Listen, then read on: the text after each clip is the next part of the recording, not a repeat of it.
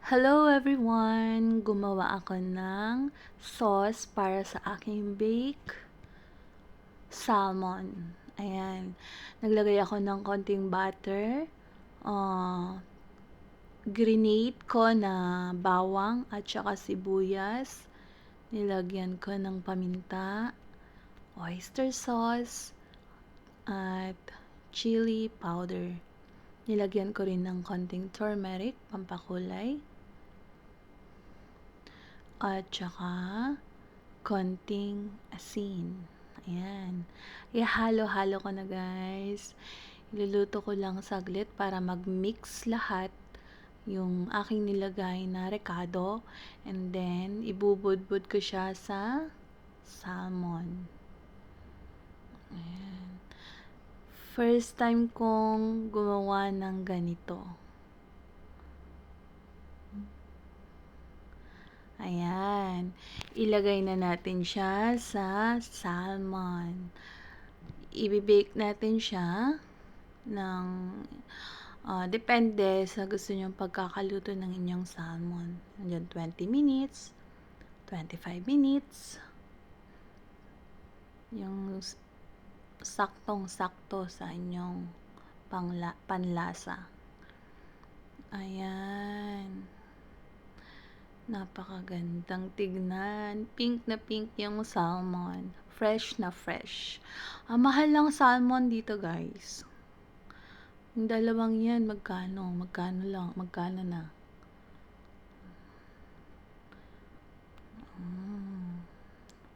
Actually, first time ko lang gawin ito na gaya ko lang siya nung gumawa ako ng seafood delight. Pero, mas marami kasi yung, maraming ingredients yun kaysa ito. Ito, konti lang. Kasi ayokong masyadong komplikado sa panlasa. Ayan, bibake na natin siya.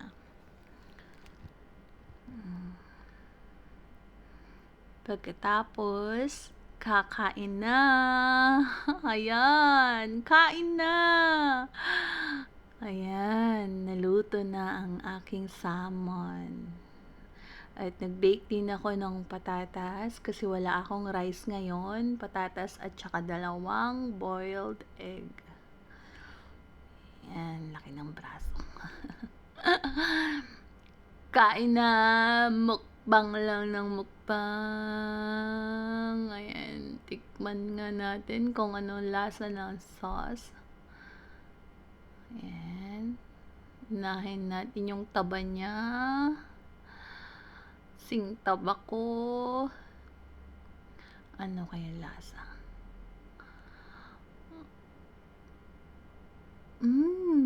Ang sarap. Ang sarap ng lasa. Ayan. Try nyo guys, gumawa ng sauce na ganun. Tapos i-bake nyo. Kasi alam nyo, pag binibake kasi less oil. Ayan, lagay nyo lang siya dyan. Wala ka nang ibang ilalagay. Wala nang mantika. Hindi naman nakakapit kasi yung sauce. Nilagyan ko na ng konting butter. Ayan, ang sarap ng kain ko dyan. Pati yung patatas kasi inanuhan ko yan ng dried oregano, tsaka paminta, tsaka konting salt na rin. Manamis na miss yung patatas. Ayan, ang sarap. Ayan o, yung sauce niya. Wow, amoy na amoy mo yung garlic, ginger, at tsaka yung onion niya. Grenade ko siya. Wala akong powder, kaya yung ginawa ko, grenade ko na lang siya. Pwede rin nyo namang i-blender. Ang linamnam ng salmon.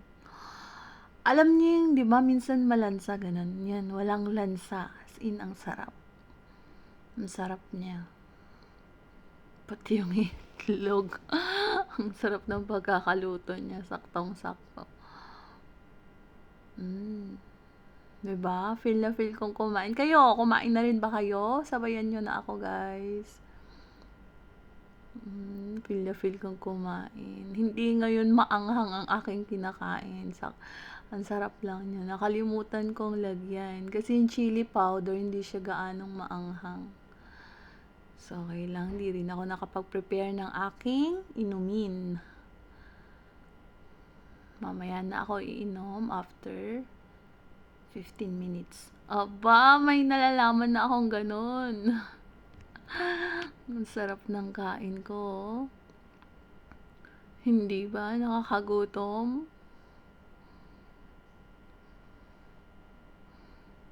Mamaya kakain na naman ako. Naalala ko yung piyas, hindi ko kayang kumain ng piyas. Nangingilo yung ngipin ko sa sobrang asim. Ayan, sarap niya. Yung balat niya medyo crunchy, kaya okay lang na kainin. Sarap. Yung sauce, tamang-tama lang dun na i-blend hanggang dun sa loob niya. Ayan, kain na rin kayo. Sarap, sabi ko, 'di ba? Feel na feel ko talagang kainin ang ating salmon. Iba-ibang pagkain. Alam mo yung matututo ka talagang magluto kapag wala ka namang ibang magawa. Ay tututo ka talagang magluto. Siyempre sa Pilipinas, hindi yung anong tawag doon, yung mga ganito, hindi kasi pang madalian eh. Pero pag gusto mo healthy, sa oven talaga. Less oil kaysa yung prito-prito. Gusto mo healthy fresh? Ganyan ko kayang kumain gana ng fresh. Sarap din yan fresh. Kaya mo ng wasabi. Diba? Sarap. Ang sarap kasi ng sauce. Na-discover ko lang talaga siya ng ganun pala. Pwede palang gawin yon kako. Napakasarap niya sa bake. Gagawin ko din yan sa sa chicken. Yung feel na feel mo talaga yung mga lasa. Grabe. Yung flavor ng salmon na nagbe-blend dun sa ginawa kong sauce is napakalinamnam. Napakasarap. Ang swabe ng pagkaka-blend niya. Yung aroma ng sibuyas, ng garlic, ng ginger, nanunuot sa salmon. Walang lansa. Sarap. Sarap talaga, sobra. O, diba? O yan, ipikit-pikit ko sa sobrang sarap. Feel na feel ko kasi na yung ginawa ko, yung niluto ko, satisfy ako. Ewan ko kung kayo ang makakatikim kasi syempre ako ang nagluto niyan, 'di ba? Magkakaiba naman tayo ng taste bud. Hindi tayo pare-parehas ng panlasa, pero sa akin, yung niluto ko, syempre happy-happy ako kasi ako naman talaga hindi ako marunong magluto. Pero, o 'di ba, nasa-surprise na lang ako na nakakagawa ako, nakakapagluto ako ng mga ganyan. Na hindi ko akalain sa buong buhay ko na hanggang mga dinengdeng, mga gano'n na lang yung kaya kong gawin. O kaya yung 'pag salmon naman lagyan mo ng tawag dun, ng harina, breadcrumbs, tapos ipiprito mo. Sobrang oily nun. Pero yun, grabe, ang sarap. Feel na feel mo pati yung karne ng salmon. Susubo ko na yung lahat yan. Yan. Simpleng pagkain pero satisfy ka talaga. Sarap.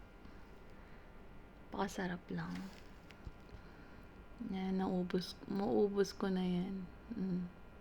Wala akong ititira. Yung patatas niya, medyo crunchy yung balat niya. And then, malambot na siya dun sa pinakaloob niya. Basta yung nasa outer layer niya, medyo crunchy siya.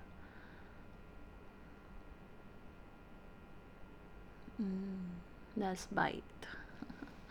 Okay, salamat sa panonood sa aking mukbang. Sana magutom kayo at mapakain din kayo, guys. Salamat!